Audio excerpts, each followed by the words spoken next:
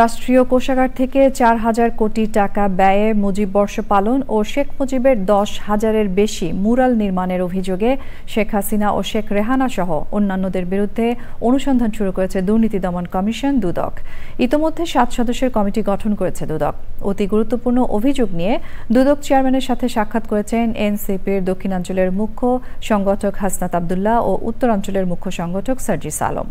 রোকসানা আমিনের রিপোর্ট। মুজিব বর্ষ পালন ও শেখ মুজিবুর রহমানের ১০,০০০-এর বেশি মুরাল ও ভাস্কর্য নির্মাণে দুর্নীতির অভিযোগে শেখ হাসিনা ও তার বোন শেখ রেহানা সহ সংশ্লিষ্টদের বিরুদ্ধে অনুসন্ধানে নেমেছে দুদক।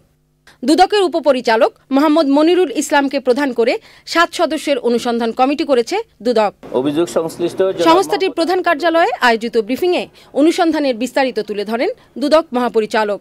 জানিয়েছেন, রাষ্ট্রীয় কোষাগার থেকে অর্থ অপচয় ও ক্ষতি সাধনের অভিযোগে এই অনুসন্ধানের সিদ্ধান্ত নিয়েছে দুদক। মুজিব বর্ষ পালন এবং শেখ মুজিবের ১০,০০০-এর বেশি মুরাল ও ভাস্কর্য নির্মাণ করে অর্থ অপচয় ও ক্ষতি সাধনের অভিযোগ সংক্রান্ত একটি অভিযোগ অনুসন্ধান চলমান রয়েছে।